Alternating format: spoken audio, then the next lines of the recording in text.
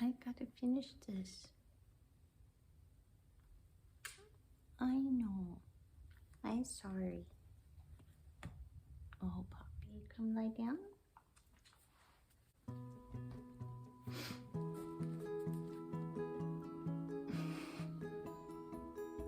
Puppy.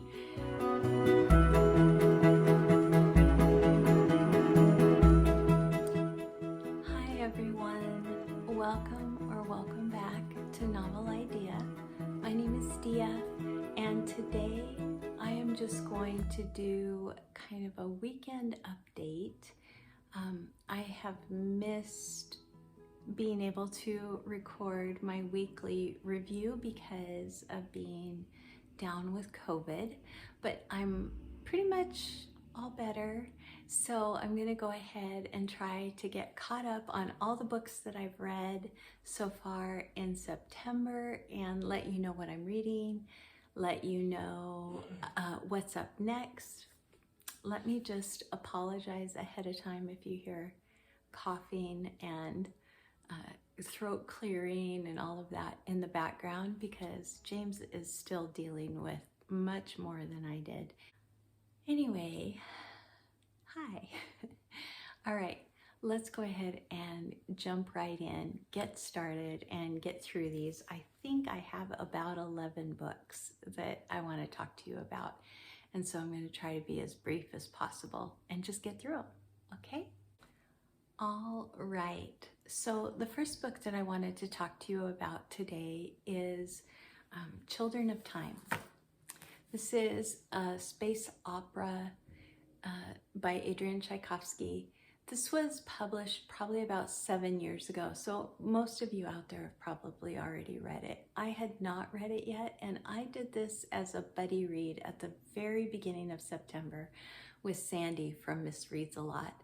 And I loved doing a buddy read with her. It was so much fun, and I enjoyed being able to dash off thoughts that I was having and questions and not sure, about things that were going on, and just to be able to see if my reading experience was gauging along with someone else was also really fun.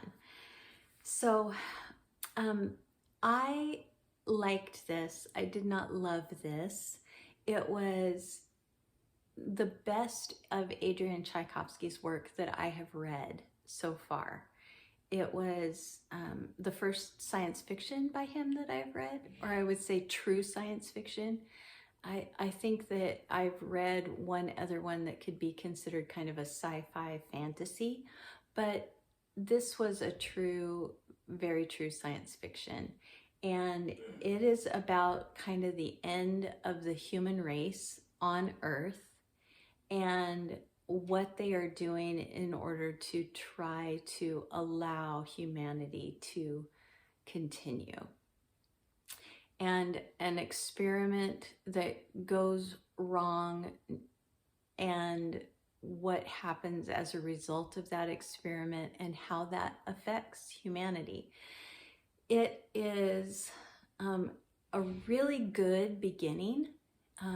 It grabs you right at the outset of the story, but it drags a bit in the middle, and the ending is good. The last 100 pages really kind of draw you back into the story again.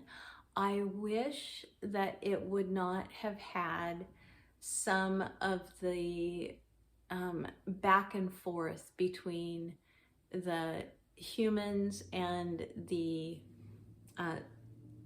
subspecies, I'll call it, to explain the story. I wish that it would have hung out a little bit more with just one set of species at a time, whether that was with the humans or whether that was with the spiders, because the spiders are the other subset in here. So it is very well written, I think. However, I don't think the pacing is very well done. I think that it could have been a lot shorter and gotten done what it did in a much more succinct time. So it covers thousands and thousands of years. You're hanging out with these species and these humans for a very long period of time, and you don't feel like you really know anyone by the end of it. So this is very plot driven, and it does have 2 more books, I think, at least 1 more, I think 2 more that go with this series, but I don't think I'm going to continue in it. I don't know if Sandy's going to or not. I am not going to continue with it. I'm just not that curious. I think that everything that I wanted to know kind of is done in here. I enjoyed hanging out with the spiders more than I enjoyed hanging out with the humans. And I enjoyed especially the beginning with the spiders. It was really fun to kind of tag along with them as they are learning and becoming and evolving and finding the best of humanity within themselves. It was that part was really enjoyable. But there's some, I was watching Sarah from Sarah Reads before or after I finished this, and she was reviewing it, and she said, I never thought the words gender politics of spiders would come out of my mouth, but that is exactly what is in here. And I didn't enjoy that part of it so much. It did make me laugh a little bit, but what I really enjoyed was them kind of overcoming some of the things that humanity has had to struggle with. And yeah.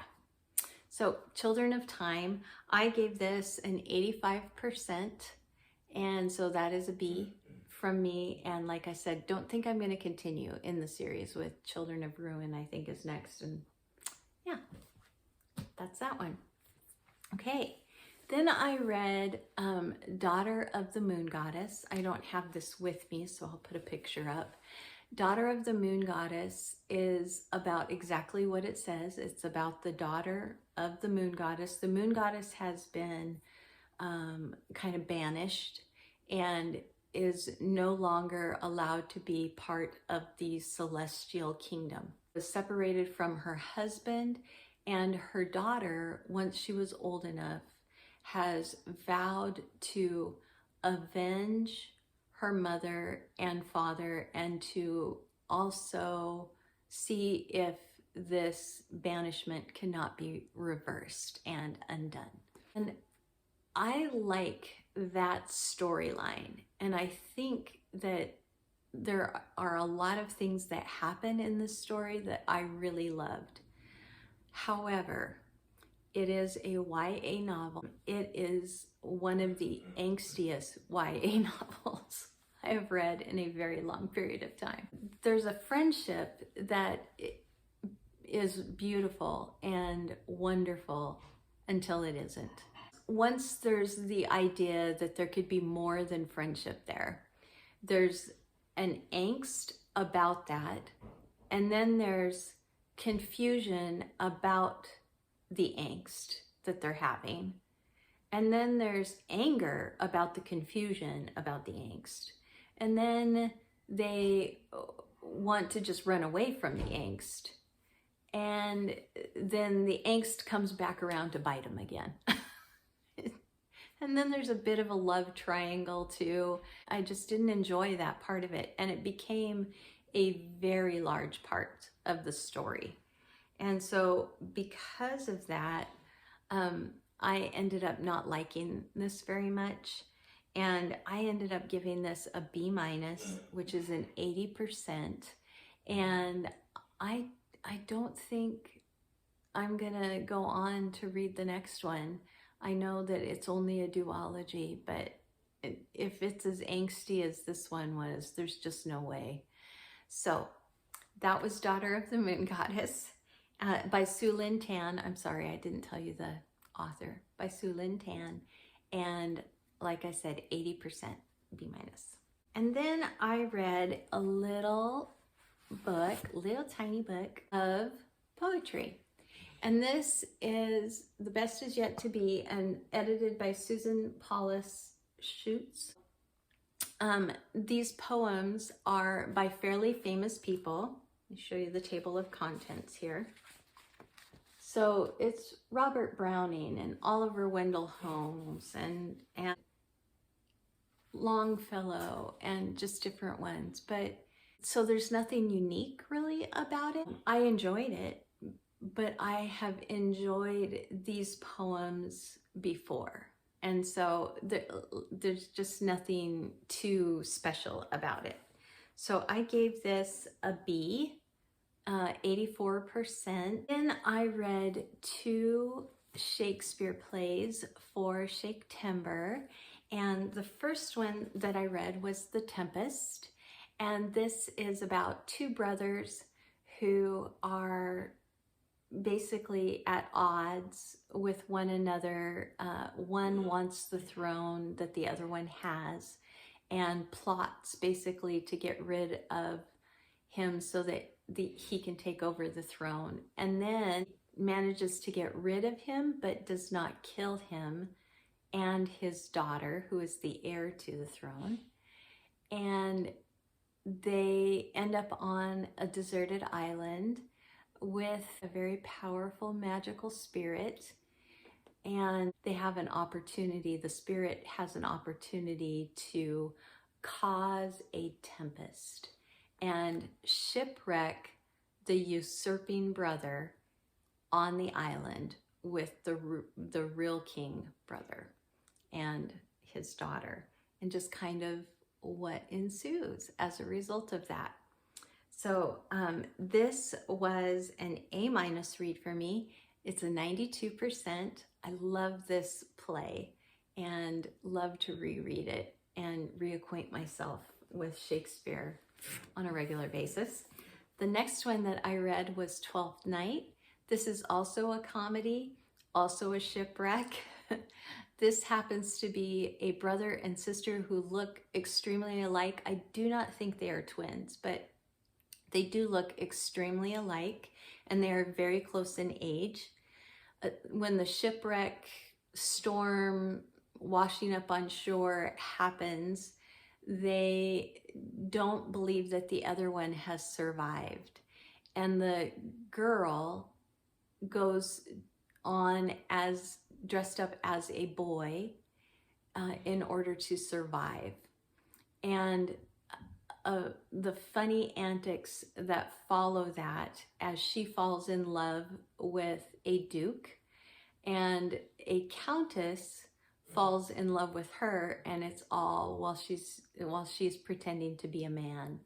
And there's some side characters in here that are some of my very favorites in all of Shakespeare, and side stories with those characters that are also some of my very favorites in Shakespeare. So this is a solid A for me. It's a 96%, and those were both for Shaketember. The next one that I will go over is Dewey. This is a small town library cat who touched the world, and he literally did. He got to even go to Japan, and the Japanese people adored him. So I loved the opening of this book, and I loved kind of toward the end of this book. The middle part was sweet, but it was not as heartwarming or as gripping, I guess, as the beginning and the towards the end. So Dewey was a real cat, and Vicky that wrote this, Vicky Myron, is the librarian who found him and who made him the small town library cat. So it goes through how he was found and just how they got him to be their representative in their small town, and how he became famous and just what he did for people's lives. And it was, like I said, very heartwarming, very charming story. I gave Dewey a B+, so this was an 89%, and it's very cute. It's very, very charming story. Then I read Spiritual Places. This is by Sarah Graves and illustrated by by Xana and Harry Goldhawk. And this is one of the Inspired Traveler's Guides that I own. And I'll read you just a little excerpt real quick. It says, this is just to kind of explain what you're going to get in this book. You stop, strain to listen. Yes, you're sure the landscape is trying to speak to you. Walking across the rolling countryside, pocked with strange standing stones, you're certain that you hear it. There's an animation in every blade of grass, gossip amid the bushes, whispers on the wind. Every hump, bump, ridge, and rise seems to be more than just mere earth. It feels like spirits from another realm are thrusting through, eager to tell you their tales. If only you could tune in to their precise frequency. If only you could hear what the specters swirling around this sacred spot are trying to say. And that's just the introduction. So Spiritual Places goes throughout the world, talks about places that have been places of worship for maybe Druids or for Native Americans or for priests and Catholicism and just different places all over the world that have had some spiritual significance to people throughout history. And I enjoyed this. I didn't enjoy it as much as I enjoyed Literary Places, which is her latest one. And I ended up giving this a 97% B. And the reason for that is because there were places that I thought for sure were going to be in here that were not. And also some of the places that she made the choice to tell me about, I didn't feel were like truly a spiritual place. So there were others that I didn't know about though, and that I did love to learn about. And so I love her writing. I love the artwork in here. It looks, I mean, you could tell just from the front that it's absolutely beautiful. So this was a strong B for me. All right, then I read Village School. This is by Miss Reed, and this is set in, I think, like the 1920s. It is the story of Miss Reed, who is the village teacher, and she teaches ages 9 up. This opens at the very beginning of the school year and takes you through the entire school year. And it focuses in particular on the four brand new students that join her class this particular school year. And it follows their journey of just becoming acquainted with the other students, with becoming acquainted with education, with allowing an adult to be trustworthy other than their parent is a good study of the fact that just because we spend an hour or 2 hours or 4 or 5 hours a day with a person does not mean that we know their whole story.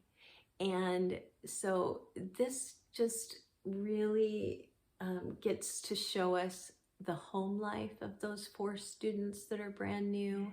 It shows us the struggles.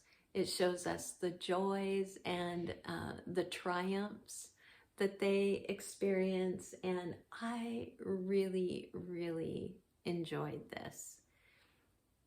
So that was a 95% for me, and that's a solid A. And I'm looking forward to rereading more of my misread book. And then I read a very short story called Train Dreams. Train Dreams is by Denis Johnson. There were a few things that I enjoyed about this. One is that it's set right here in Idaho, where I am. It's clear back when the railroads were being built, and it was wilderness in northern Idaho. And so this is the story of one boy who grows into a teenager, who grows into a man, and just kind of what forms him, what shapes him, and the just hardships of growing up during that time and that era, and what he becomes as a result of those hardships. The writing in this I really enjoyed. Some of the choices that the author made to tell us about that shaped him, I did not enjoy reading about. So even though this was a very short book, I think it's like, I don't know, 75 pages maybe, I ended up giving this little short story a C-, because it's not long enough of a story for it to be woven in deftly into the story. So it was just kind of out there blaring in your face, and I didn't appreciate it.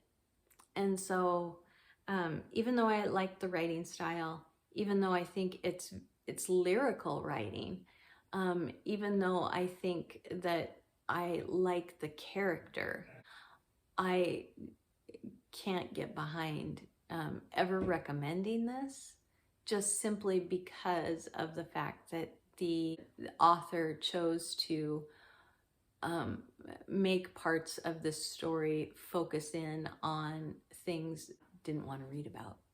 C-, 71% for Train Dreams. And then I read The Bookshop. This is by Penelope Fitzgerald. Again, it was fine.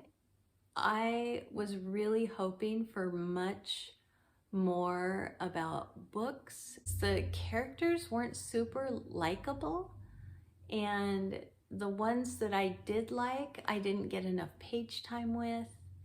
And then we hardly heard about books at all. And a couple of the books that we heard about, I didn't like. So another one that was just really difficult for me, I ended up giving this a 74%, which is a C, and I was underwhelmed. So then I just finished this last night, and this was Gabrielle Roy's Where Nests the Water Hen. And this is nothing like Road Past Altamont. I can tell it's being written by the same author. I really enjoy her writing style, and I really enjoy the characters and things of this book, but it was a completely different kind of story.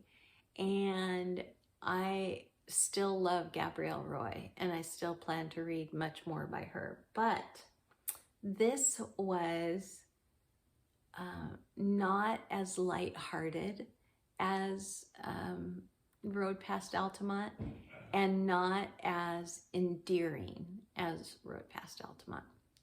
So this is about a family who lives in the middle of the Manitoba Prairie, and they actually live on an island at the confluence of the Big Waterhen, Little Waterhen, and Waterhen rivers. And they have a very difficult time getting off of the island at all at any time, and so they don't very often. And they have a lot of children. I think when the book opens, they might have 5. A 6th one comes almost immediately. And it's about the mom mainly. It's about her wanting to make sure that her children have every opportunity in life, and wants to see them educated and fights to see them educated. And yet, when those opportunities come, and when her children kind of begin to fly the nest, just what she goes through as a mom, wanting to protect and defend and fight for still, and having to allow them to do that on their own, and do that without really knowing too much about where they are, what they're doing, because back then communication, especially when you live on the island, was difficult.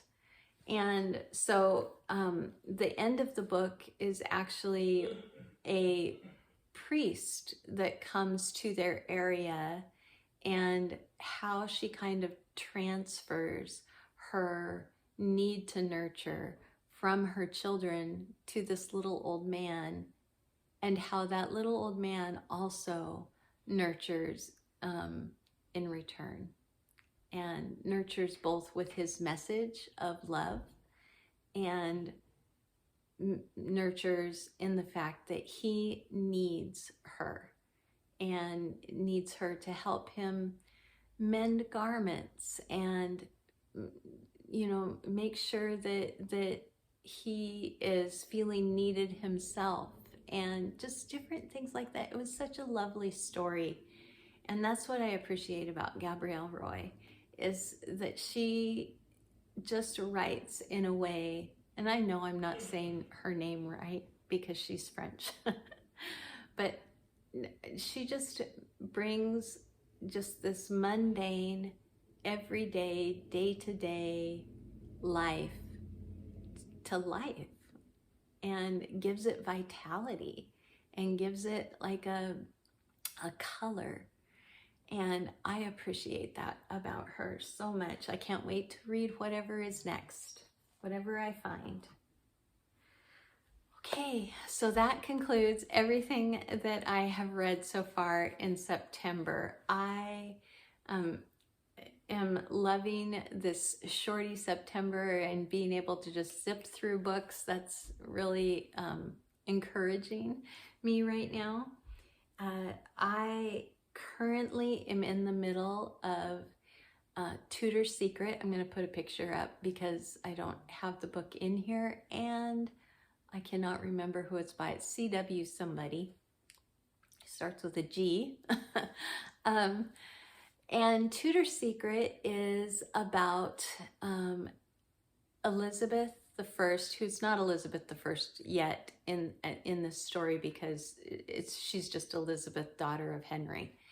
And it takes place right as her father is about to pass away, and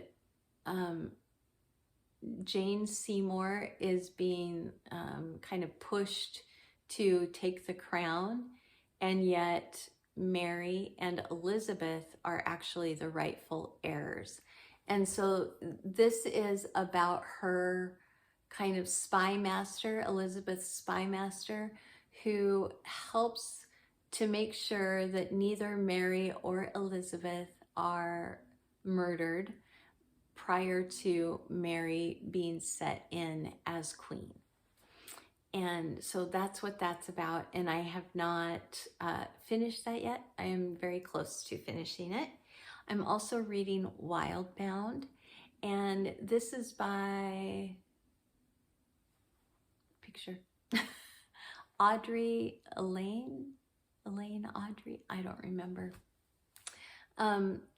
It is the sequel to Forestborn, which I read way back at the beginning of 2022.